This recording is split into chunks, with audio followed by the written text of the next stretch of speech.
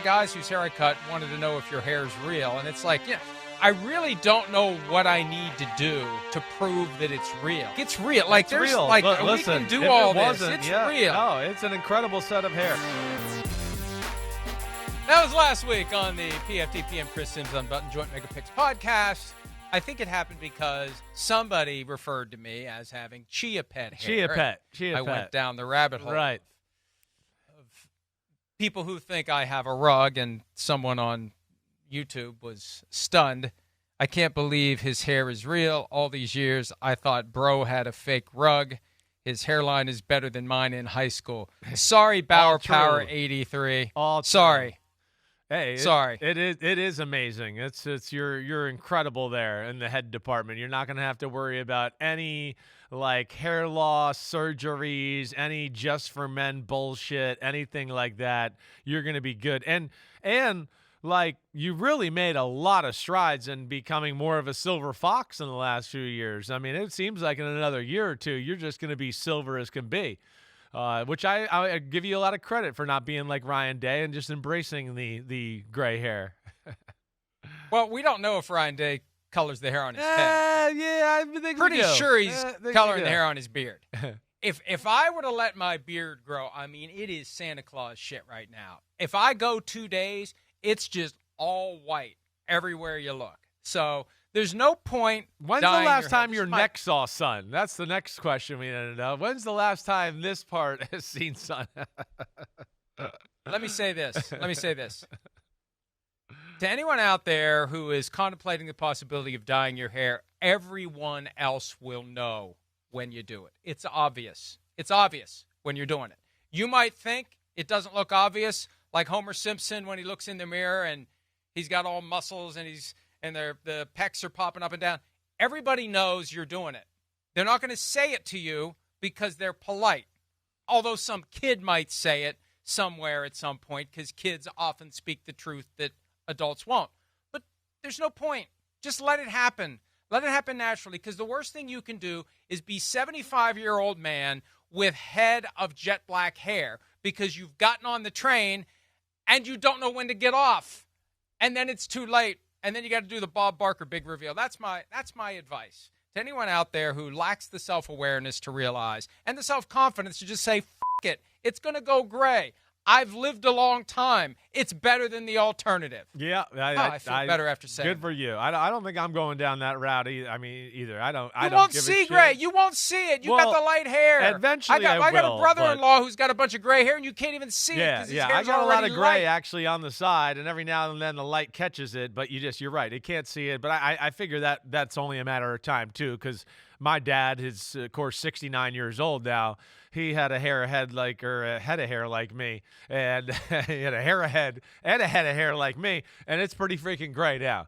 So we'll see where that goes. But I'm gonna be like you too. I mean, there's a part of me sometimes that's like, damn, if I lose my hair and all that shit, like it might be cool. I look forward to wearing, I don't know what you call some of those hats, a fedora, all of them. I think I'm gonna go that type of style. Like I actually look forward to that. What's the Bruce Arians, Kangol hat? One of those hats. Yeah. For you, it would be called a bucket. But you could pull off just shaving it all off. Like I am very concerned my head is misshapen, and I don't want to find out that it is. But you could pull it off. You could pull off having no hair if it came down to it. So I don't know if I you're can. okay. And you would never have to worry about having a gray beard because you have no beard. You're still like 15 when it comes to the amount of hair that's poking through on your cheeks. Yes, I am. It's never going to fill out. I know. I don't think I'm never going to have to worry about that. I have to shave like once every 3 or 4 days. That's kind of where I'm at. I shave twice a day. Damn. I shave in the morning for the show, and I shave after I work out and take a shower because it's just uncomfortable. And you call me Sasquatch over there, Teen Wolf? Look at that. Teen Wolf I'm working Sasquatch. with over here. All right. We've got extra time to shoot the shit today because there's only 2 games on the docket, but the show is as long as it always is. So we've had many weeks where we had to do 16. Today we have 2. And before we get to the games, here's where the standings are. Dun, dun, dun. Against the spread. Oh, look at that. No, that was quick. Look at that. I'm not a conehead. Although that's kind of almost a cone That's head. what you're scared of. You're scared your head might look Yeah. like that. Mine's perfectly round right there, and I don't think mine's that perfect. Well, I in know real what life. yours looks like. I know what yours looks like. Okay,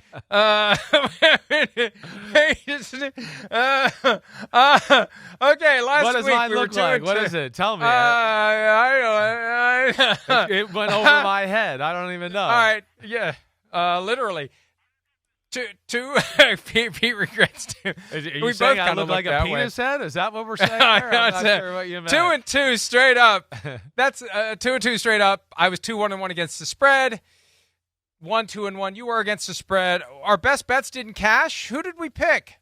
We picked the Eagles given 6. Is that what it was? Oh, fuck. All right. Straight up, I still have a 1-game lead. Against the spread, it's over. Stop the count. Best bet, stop the count. We're jockeying for straight up. With 3 games left, I got a 1-game lead. It's like the Phillies and the Mets going into a weekend series with the division on the line. 3-game series, head-to-head, 1-game lead. Phillies Can and the I Mets. hold- That's the one you went with, like Yankees, I don't Red know. Sox. First Like one let's thought just of. pick 2 teams that are actually Pirates, Reds. Pirates, Mets. Reds. Like Although they win were a in World different Series divisions. once every 45 years. That's who you went with. Jeez. That's the first 2 I thought of. Phillies, Philadelphia. You know, somebody called the Eagles the Phillies during a broadcast this year. So Phillies makes sense. All right. Let's start with the NFC. Yeah. The Phillies and the Nationals. The Commanders at the Eagles. It's currently 6 points. Opened at 4.5. I don't know how much anyone knows right now about Jalen Hurts' knee. I think this is the low-hanging fruit gamblers betting on what they think is good value at 4.5, and they bet it up to 6. I think when the sharps get involved, it's going to go the other way. What happened last week? The Detroit-Washington line, it went toward Washington as the game got closer. I think it's going to go that way because I think Jalen Hurts' knee is messed up. I don't know, and they're not going to tell us. We're just going to have to watch. But I remember last year when he was laboring with that left knee injury. I think when he tries to run this week, Chris, we're going to see him labor. I think that's going to affect the Eagles, and it's going to make it easier for the Commanders to try to neutralize. They're never going to eliminate, but neutralize Saquon Barkley. It's been the big story of the week. We've talked about it a couple of times, but I think it's a big factor going into properly prognosticating the outcome of this game. Well, listen, if Jalen Hurts is not 100% and he can't run the ball like we've seen him run the ball like last week with the 44-yard touchdown run and all that, certainly is an advantage Commanders. Yes, that's one less thing you got to really worry about as far as a play-by-play tactic that is one of the best tactics that the Eagles have. So it's definitely something to worry about, watch out for, whatever. It does sound like he's definitely going to play, but yeah, how mobile is he? How dangerous is he with his legs and all together, right? The big thing in this matchup, as we know, it's 2 things. It's one, can Washington stop the run against the Eagles? Washington's run defense stinks this year. It's towards the bottom of football. You've heard me say a bunch. They don't have a real big defensive line, right? The 2 D tackles in the middle are certainly formidable, right? They might not be having their best years of their career, but they're still damn good, the Alabama boys and Jonathan Allen and Daron Payne.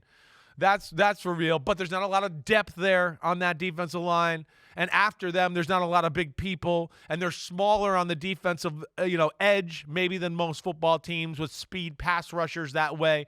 So that's the first element you look at and go, wait, do we think Washington can slow them down in this department? And I think it'll be tough, even with committing a bunch of people to stop the run.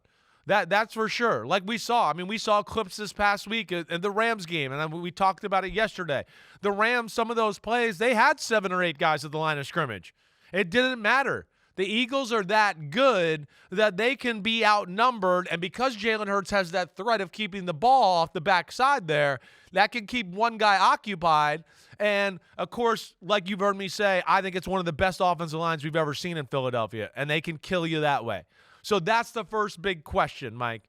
And I don't know if you want to interject there, but to me, that's certainly where it starts, because the second question is, can the Eagles throw the ball effectively enough if Washington does slow down the run and does go all in on the run and all that? So there's the 2 things there. I'd love to hear your take on either one and where you kind of think it might go.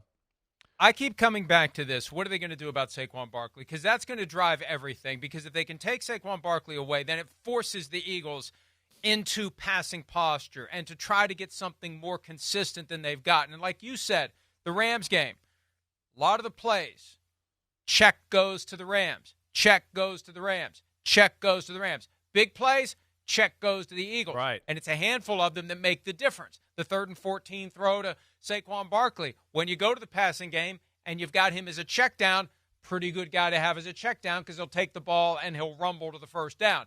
How do you, and I think back to like Super Bowl 36, right, when the Patriots came up with the game plan to try to take away Marshall Faulk, right? How do you take away Saquon Barkley? And can you even do it? Like, it's like the old thing that we used to laugh about and still do from time to time. We drew it up so the tight end blocks the defensive end, and it worked on the whiteboard. But in reality, the defensive end is going to throw the tight end into the front row. Like, can you draw up a plan, and can you execute a plan that can effectively take down a guy who right now is running as well as we've seen anyone run in the NFL since Adrian Peterson? Yeah. Derrick Henry. Right. I mean, he's right up there with best we've seen in a generation. Definitely. And I think you couple that with an offensive line that you hear me talking about that's as good as we've seen in a generation, and you go, whoa, shit. Well, not only is he awesome, but then he has awesome plays where you go, the hole was gigantic and nobody touched him. Like two-man touch, any touch in the backyard, and he's still alive and going there. That is the big thing. And this is where I don't, like, you kind of said this earlier today, and I think this is really, like, you're not going to stop him. You're not. Washington's not going to stop Saquon Barkley. They want to stop a total f***ing ass-kicking where he gets 190 yards rushing or 200 yards rushing. That's almost should be the goal. You kind of said it earlier today. Can you hold him to 120? If you hold him to 120, it's going to be a win. It's going to be a victory for that defense. And then therefore you're going to have Jalen Hurts going to have moments, whether he did it or not, but that will certainly tell me that they did okay with Saquon Barkley. But I still don't know if that's even capable. I don't know. That's what I worry about. Because, again, last week, the Washington defensive line got their ass whooped against the Lions. The Lions pushed them around and did whatever they wanted in the run game. The Eagles have played them in 2 games this year, and my math might be a little off, but in the 2 games, it's 439 yards rushing as a football team. Right, and Jalen Hurts didn't play in 3/4 of those games. So I like to think that number would be even bigger. So that's where I get to it. Like, I just go, I think there's a part of me that just goes, they're not going to stop him. And he's going to get 150. That's kind of how I feel. But is 150 going to be enough? Because we saw last week 200 was barely enough to beat the Rams. So, yeah, 150, okay, great. But if he gets 150, there's still going to have to be plays made in the passing game. And that's going to be the big thing. And Dan Quinn and them, they are very good. Joe Witt, Jr., right, D coordinator, very good at, yeah, they can be aggressive and load the line of scrimmage, but they also can do it like the Chiefs do it, where it looks like they're loading the line of scrimmage, and then they back up into these zones. And sometimes Jalen Hurts has a hard time deciphering what coverage it is when he gets those type of looks. It happened to him last week a few times where I'm like, Jalen's looking over here, Mike, and I'm like, no, that's the wrong side. This is this coverage. You should be looking over here at this concept. And that's kind of the things that I think Washington's going to have to find that balance of, hey, coverage, we help out, we take a chance on the run, and every now and then it looks like we're going all in on the run, but we drop out to help on A.J. Brown and all that, and they're going to have to find the right mix there just to confuse things a little bit with Philadelphia's offense. Yeah, I agree with you, and it all comes down to how healthy Jalen Hurts will be when it's time to pivot to the passing game. Can he make the reads? Can he buy some time with his legs? Will he be able to run when he needs to? Will that defensive front be able to penetrate the Philadelphia wall of blockers that, as you say, is as good as any that you've ever seen in the entire history of the game? That's what it comes down to. Yeah. Neutralize Saquon Barkley and then force Jalen Hurts to beat you. But clearly you want to force Jalen Hurts to beat you with his arm, and you're going to give up some Saquon Barkley yardage, but you don't want to get completely burned. You don't want to get demoralized. You don't want to have multiple long touchdown runs. That's got to just, in a game like that, rip the heart out of a defense. when Saquon Barkley is there and then he's in the end zone. And it Definitely. lifts them when it happens. It lifts them. And look, for all that said,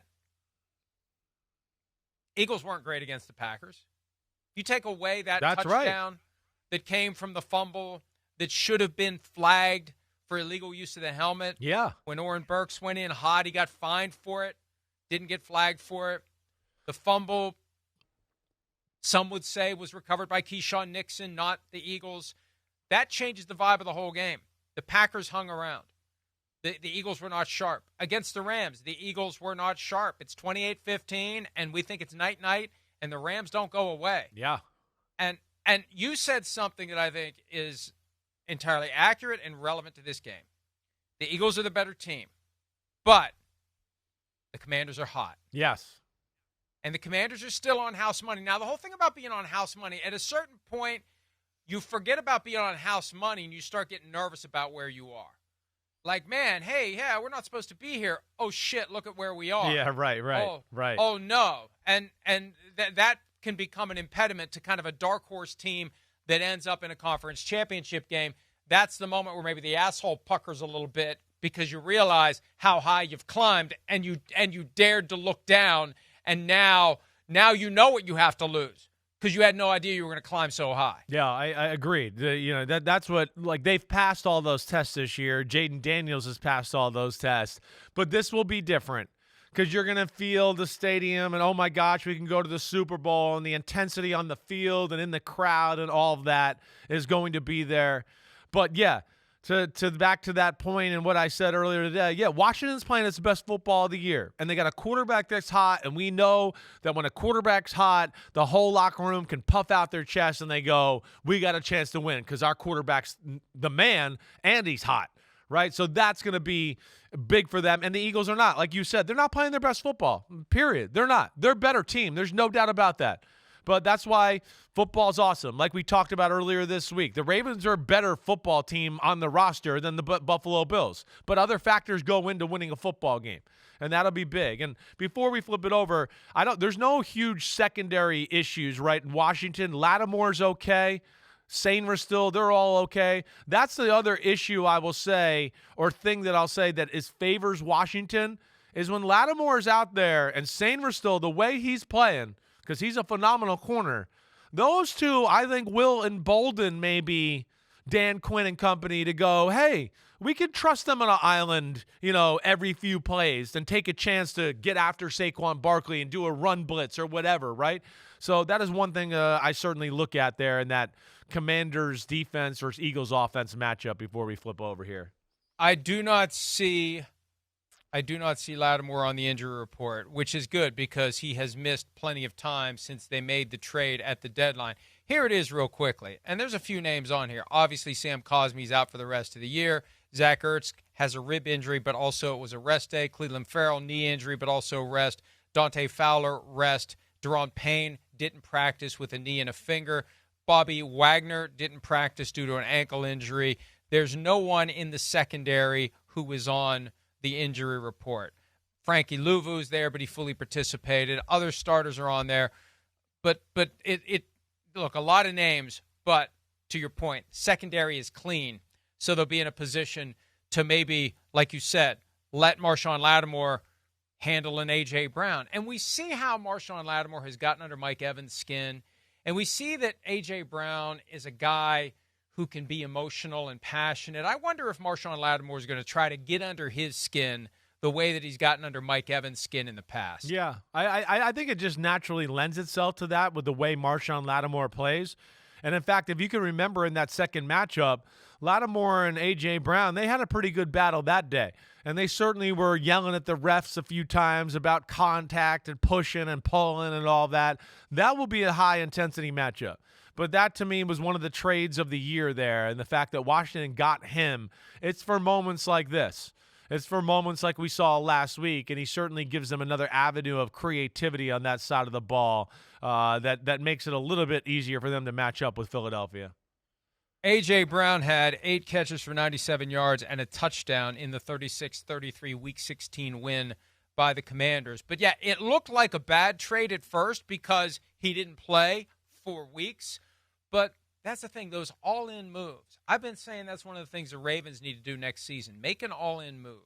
Mortgage the future a little bit. Get somebody who's going to help make a difference when it's playoff time, because playoff time is a completely different existence than regular season time. You've got regular season down pat, got to get playoff time down pat, and Lattimore will help the Commanders maybe slow down that passing game if they can neutralize Saquon Barkley and if Jalen Hurts is limited at all when he's out there on the field. All right, flip it around. Washington has the ball. Eagles defense, badasses at every level. Zach Bond, what a turnaround he's had in his career, from special teamer to all-pro and defensive player of the year candidate. The secondary, although Quinyon Mitchell didn't practice yesterday with that shoulder injury, and the front line, the pass rush, the rotation they use, it's going to be a challenge for the Commanders. It's going to be a challenge for Jaden Daniels, but as you said earlier, he's not a guy who blinks in the face of that kind of adversity. No, he doesn't. You know, the first thing I go to is that Sam Cosme injury you talked about at right guard. That's big, right? Because you just said it. It's badasses everywhere in this Philadelphia defense. It's the best defense in football. And more importantly, with that right there, that's the guy that's going to have to face off with Jalen Carter. And you know my thoughts on Jalen Carter. I think he's arguably the best defensive player in football. He's up there with the top 2 or 3 defensive tackles in the game. He does everything. He made my NFL Defensive Player of the Year, top 5 for sure. He's a game wrecker. So you worry about that. And in the 2 matchups prior to this, Washington had a hard time running the football. Right? And so I worry about that aspect, because I do worry about, having to drop back too much against the Eagles usually doesn't mean good things. Like we saw again last week as the game went on there at the strip sack Stafford. Sack in the end zone there, or close to the end zone at the end of the football game. Got hit again just as he was throwing. You don't want to get in one-dimensional mode here. But I do worry about that. I worry about that aspect, and I worry about that. And the one thing that I think Philadelphia is going to look at, because in the second matchup, Philadelphia, when you watch that back, they did a lot of dumb stuff. That was the game C.J. Gardner-Johnson got kicked out of the game. That was also the game where, the guy ran off the field because they thought they had too many people on the field, and they just let Zacchaeus not be covered by anybody, and Jaden Daniels just threw the ball for a touchdown. It was all kinds of crazy crap that went on during that game. But the one thing in the second matchup that the Commanders won that was different is they found some ways to make some explosive plays in the pass game. The first time around that, they couldn't do it. It was a dink and dunk fest, right? And I'm one with the Eagles a little bit of they play a little too conservative for me at times, and I think they don't let their guys attack enough. It's always kind of sit back, zone, pass the guy off, do that. And that's certainly effective with them being the number 1 defense in football. But at the same time, if they want to make plays and force the issue, when they got the strip sack last week and did some of the good things on defense, they blitzed. They played some man-to-man. I'm not saying they got to live in it, but they got to dabble in it a little bit from time to time.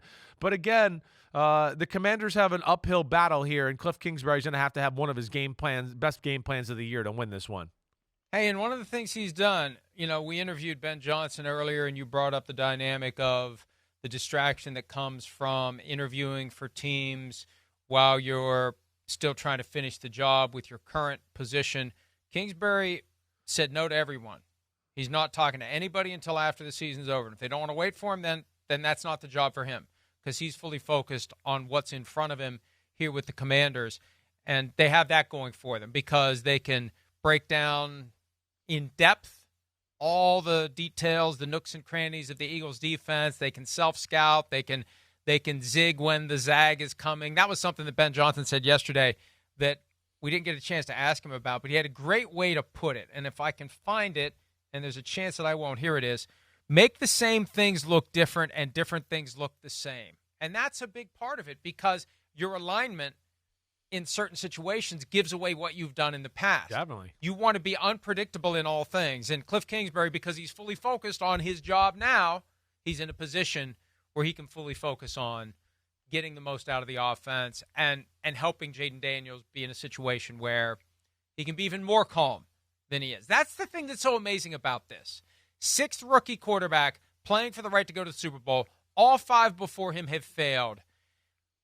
Everything we've seen would tell us he's the one who could potentially be the exception, because nothing bothers him. Supremely talented, and nothing bothers him. No, nothing bothers him, definitely. He's the scariest element for this Eagles defense. All the things he can do, right? All the offense they put on his shoulders. As much as I'd like the Eagles to sprinkle in a little bit more aggressive defense, I don't think this will be one of those games they do. I think that they're probably going to play it conservative, right? The fact that they lost the second game and played a hair more aggressive and let up some big plays, I think is going to make them look at it and go, no, let's make them drive the field. Let's see if the young quarterback can go on a 12-play, 15-play drive. He's shown that throughout the year, and he's shown he's been able to be very patient and mature that way. But also in that, right, the Eagles are a kind of team that'll play bend. You couldn't get in the end zone. Now you got to kick a field goal. And that's what happened to Washington in the first matchup a little bit, where, yeah, they moved the ball a little bit, but they could not punch it in the end zone when they needed to a few times, and that was an issue, right? That's where you got to be careful, too, with Jaden Daniels, where he's different than most rookies, is when you blitz him, he knows where to go with the ball. He knows where his problems are. And a lot of times, as you heard me say, with a young rookie quarterback, when you blitz them, it kind of takes some of the decision-making away. It takes it a little bit of like, oh, I'm being blitzed. I got to hurry up my process. Oh, it's one-on-one. It's Terry McLaurin. Boom, right?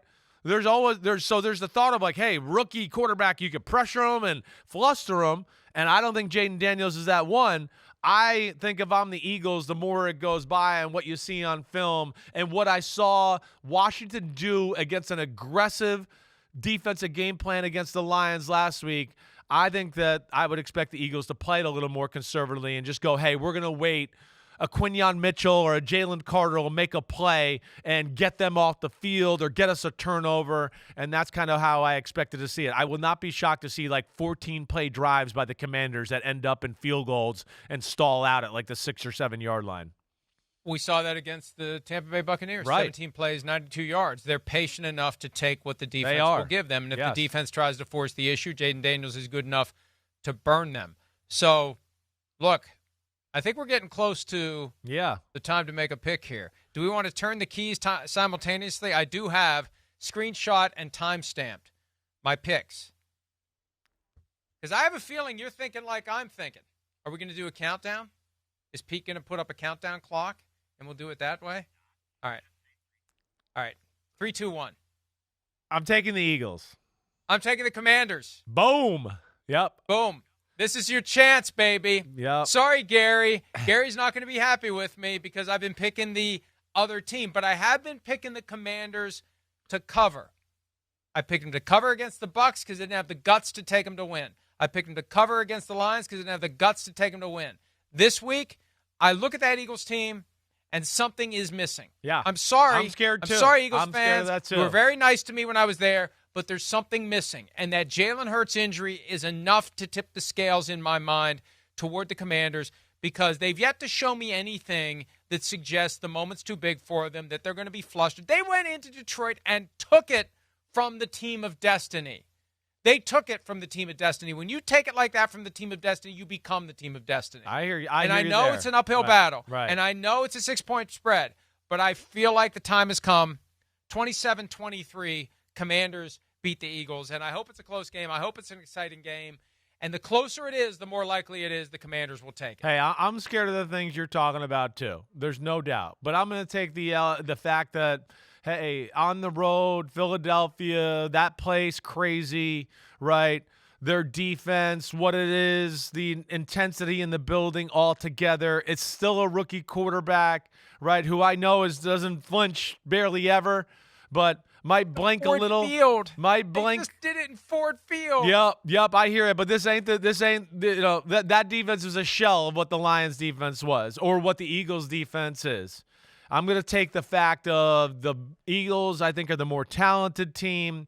And I'm going to go a little bit that, like, the last 2 weeks were that got them ready for tomorrow or Sunday, and they're going to play their best football. I'm going to go 28-17. 28-17 Whoop Eagles. that ass. You've been saying that about the Eagles every week. Whoop that ass. Yeah. You're saying they're going to whoop that ass. I think they're going to whoop that ass by 11 points. If 11 points is whooping that ass, then so be it. Well, double digits in postseason, I would say that. I don't look at it as being like, though, like, oh, it's, 28-10 and the Commanders make a late touchdown. I almost look at it like it's 21-17, late fourth quarter, and the Eagles or Saquon break one, and the score looks a little bit better than what it actually was during the football game. Well, if nothing else, this is going to be interesting because it's the early game on Sunday. I will either clinch a tie or you will tie it all up. Yeah. Based upon the outcome of the game. And whether or not I clinch a victory depends upon whether or not we agree or disagree on the next game, the night game. The Chiefs and the Bills getting together for the fourth time in the postseason during the Patrick Mahomes, Josh Allen era. The Chiefs were installed as 1.5-point favorites, and we're going to take a break, aren't we? Do we need to take a break? Of course. That's that. We'll hit the AFC Championship after the break. That's there, yeah. Yeah, I'm so excited. We've been going for so long. We went straight from the Ben Johnson interview into this. I just wanted to keep going. How about we take a break? And when we return, we will delve into the AFC Championship between the Buffalo Bills and the Kansas City Chiefs. That's next on PFTPM. Chris Simms Unbuttoned.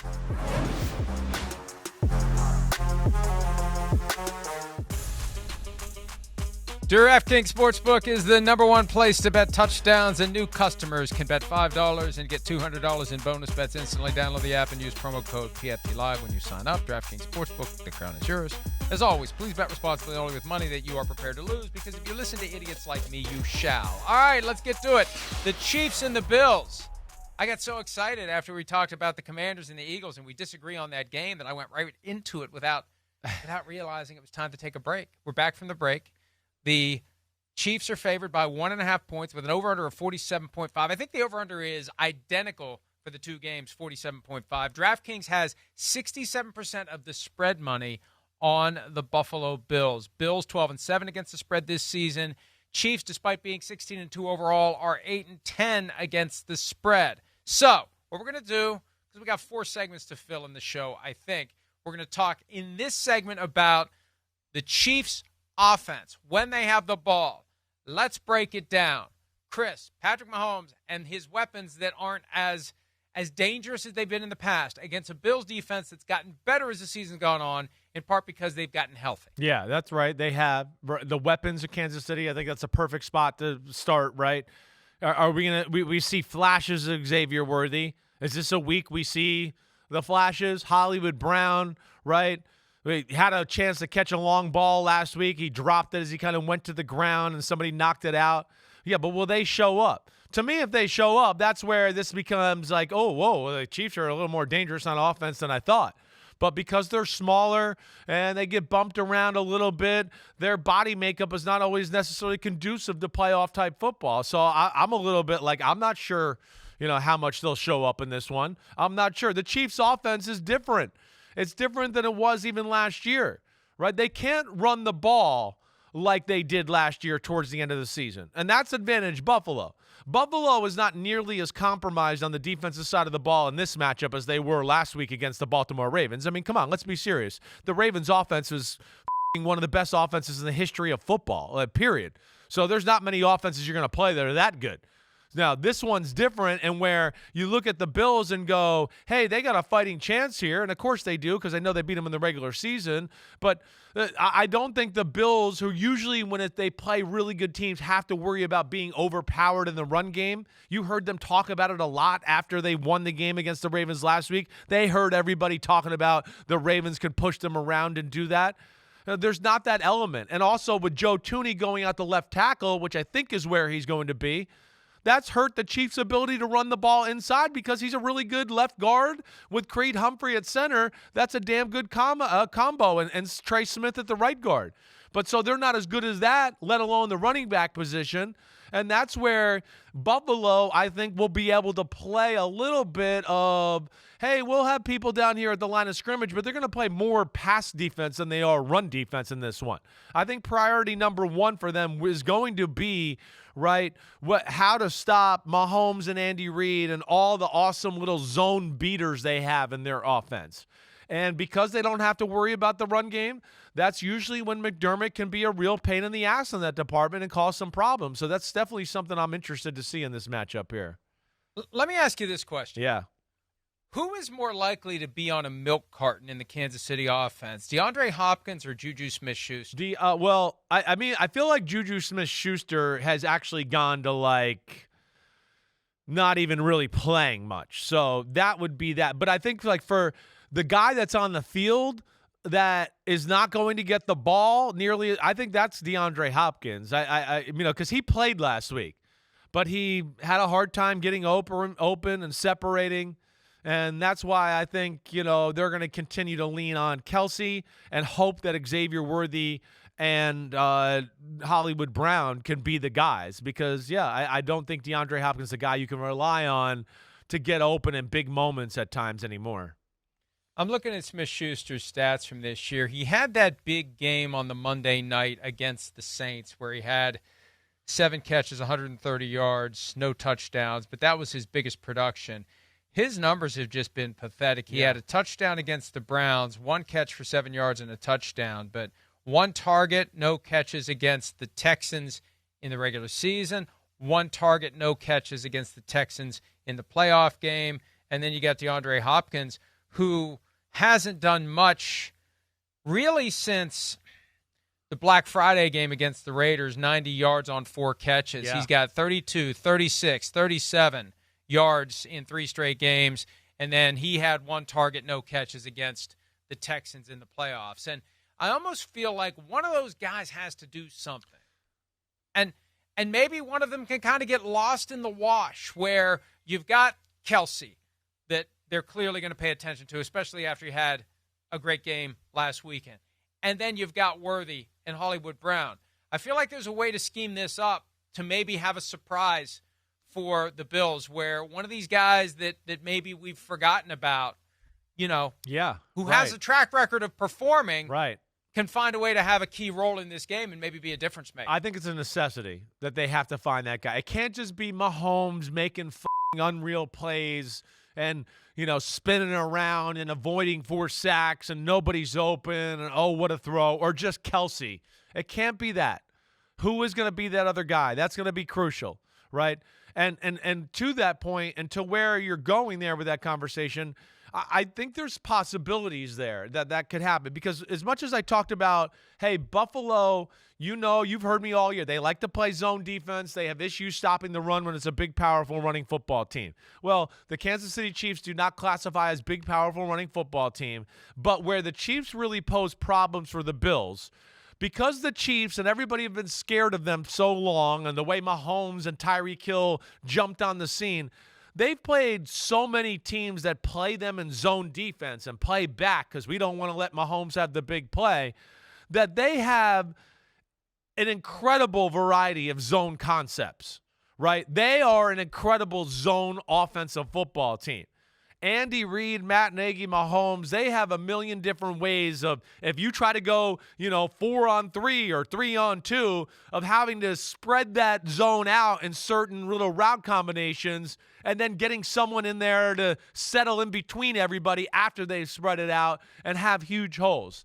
And that is going to be the problem for the Buffalo Bills, because if you play zone and let's just say your pass rush isn't getting there, the front 4 to the capacity you want, Mahomes is going to tear you up. The Chiefs are going to, he'll just be bing, bong, boom, boom, boom, 10 for 12, 80-yard drive, touchdown, eat it, right? The Bills are going to have to play, I think, some man-to-man. And that's where, is Taylor Rapp healthy?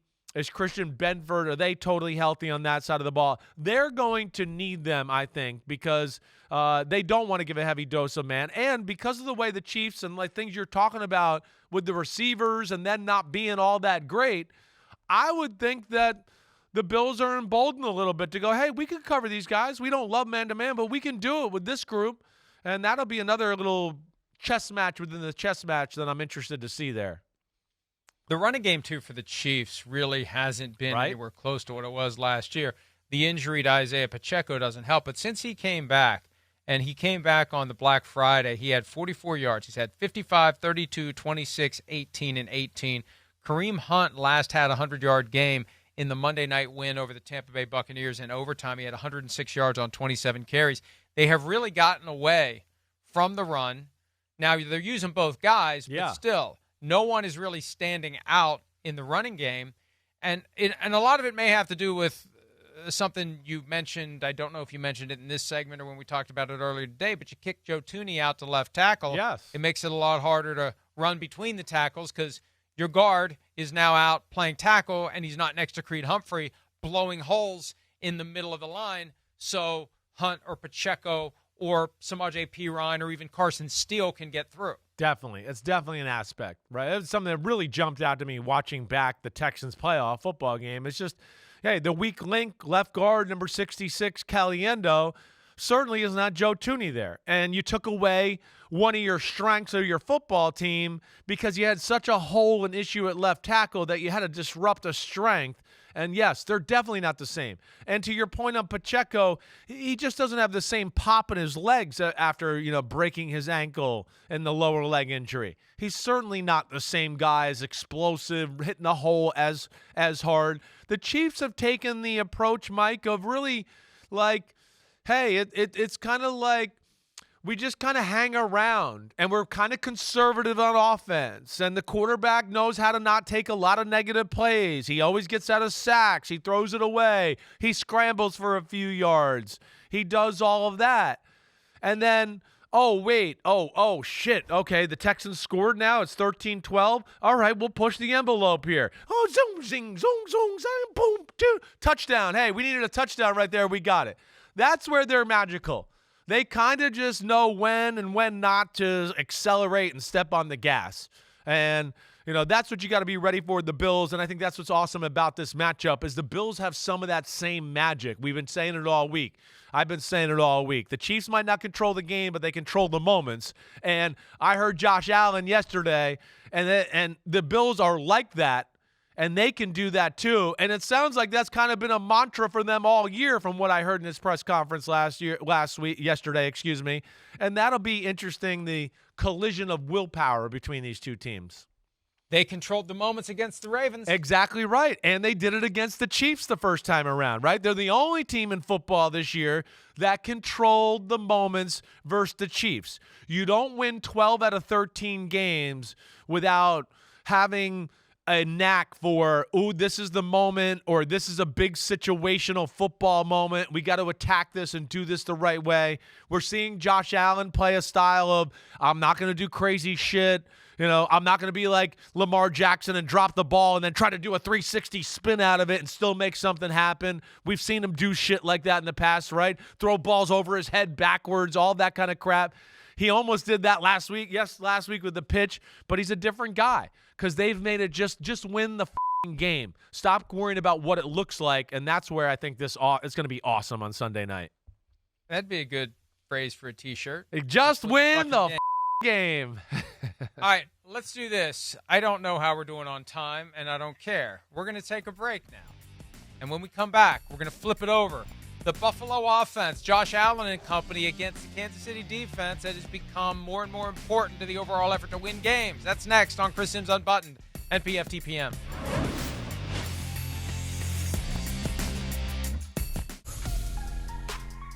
Oh, baby, I got to read and I wasn't ready. Here we go. DraftKings Sportsbook is the number one place to bet touchdowns, and new customers can bet $5 and get $200 in bonus bets instantly. Download the app. Use promo code UNBUTTON when you sign up. DraftKings Sportsbook. The crown is yours. Dan, that's always a hard one when you hear the dead silence. I heard the dead silence, and I was like, oh, shit, I might have a read. Let me scroll real quick. Woo. Been there. Done that. Yes. Well done on the recovery. Thank the self-awareness. I mean, that's the thing. We all up from time to time. We can own it, we can admit it, and it humanizes us a little bit more, although it might be impossible to fully humanize a Sasquatch, but we're at least trying to get there. Thank you. Or a teen wolf, as the case exactly. may be. Let's get to the other side of the Bills-Chiefs matchup. Buffalo, when they have the ball, they have Josh Allen. And they don't need much else. And he's got that extra little kick in the ass from presumably not being the MVP. The All-Pro voting points pretty clearly and decisively to Lamar Jackson. And they've had their shots. They've had their chances. They had that game won, 13 seconds, the most notorious amount of time that you could ever mention to a Bills fan. How can that offense couple with the defense to get the Bills in a spot where when it's all said and done, they have one more point than the Kansas City Chiefs? Well, I mean, first off, Mahomes versus Josh Allen. I mean, as you know, two of my faves right there, right? Two of my faves, two of the best quarterbacks we've ever seen. I mean, to me, this has got a Brady Manning feel to it, certainly. The Bills are the team that have kind of tried to be the thorn in the side of the Kansas City Chiefs, just like the Colts were to the Patriots there before they finally broke through. So there's so many great storylines with this, right? And like you said, Josh Allen, MVP-ish type year. Doesn't look like he's going to win it. But what you also said, they got Josh Allen. They do all this stuff. But this is what's different this year about the Buffalo Bills. And this is what's going to be different about the Chiefs' defense and their attack. Because most years, all the last 2 years, all the Chiefs have had to worry about is stop Josh Allen. Stop the quarterback design run. Stop him from running around and making magic plays, and we'll win the football game. You can't say that anymore in Buffalo. That's over.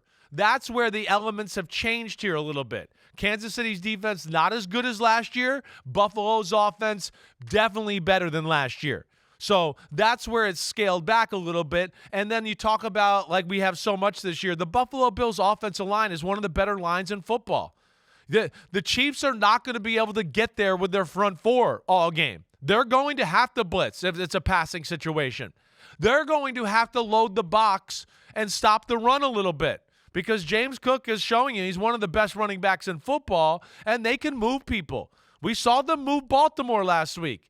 They'll be able to move Kansas City as well. Let alone if Kansas City overplays that, you got a quarterback who we know can audible to things and do things and certain checks and all that, and of course make plays. And he's got some guys that can win some one-on-one matchups. So that's what's awesome about this year is that Buffalo just has a better offensive unit and is definitely a different force than we've seen.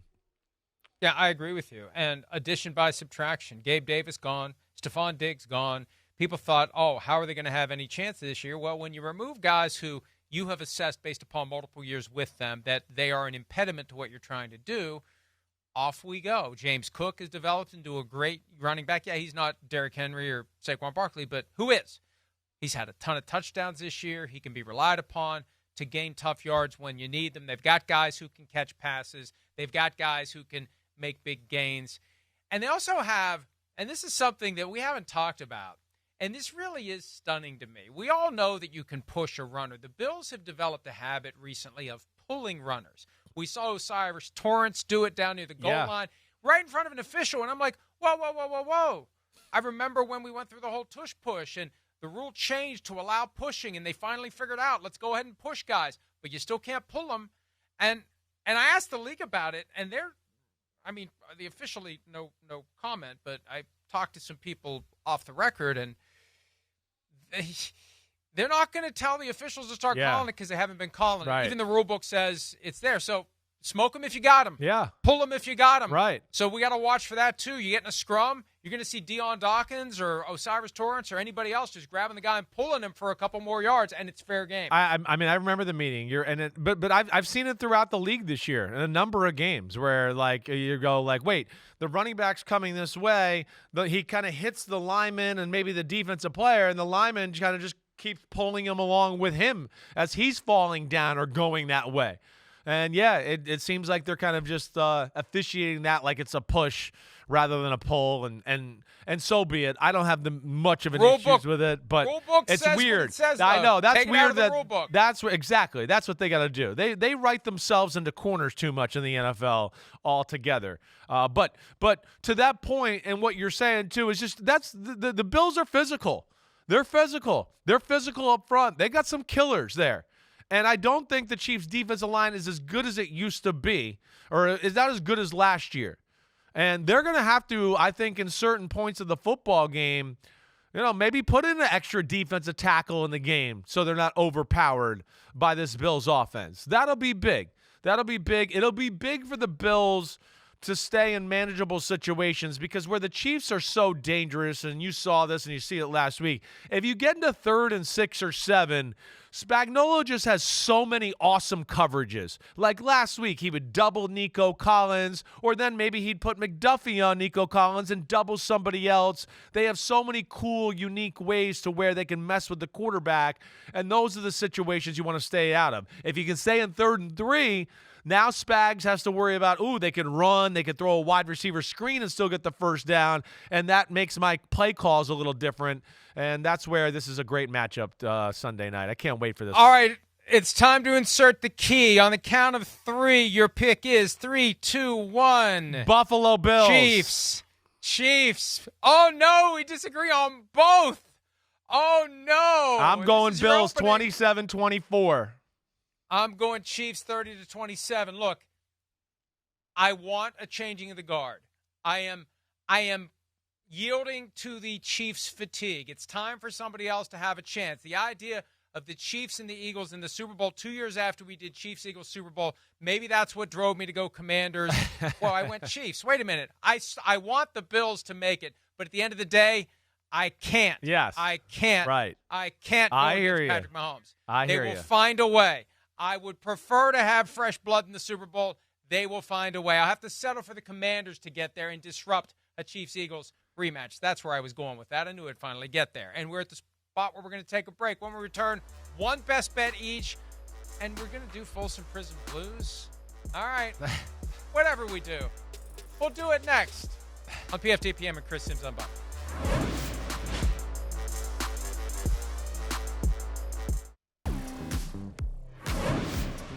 All right, best bets time, and we both disagree on the 2 games.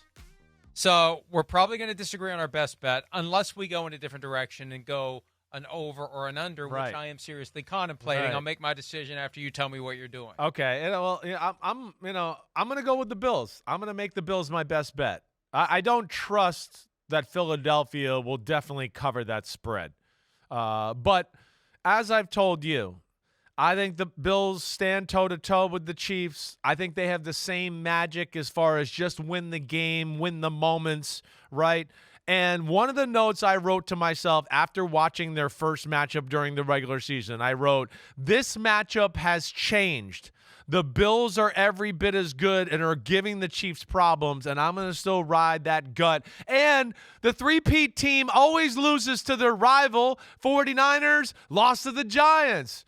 Right? Cowboys lost to the 49ers. It's going to be the rivals. It's the Bills. It's a different team. It's a different team. These are the Chiefs. They're finally going to get to the top of the mountain. Whether or not they win the Super Bowl remains to be seen. I'm going to go the Bills-Chiefs over. I think 47.5 is not nearly enough. Okay. I think it's going to be closer to a shootout. I think both could be over. I think 47.5 is low for both. Yeah. Weather's not going to be a factor in KC. I think that they go over. Screw you, Florio. I hope you go 0-2. 0-2. See you next week. You're going to lose in the playoffs like the Vikings did.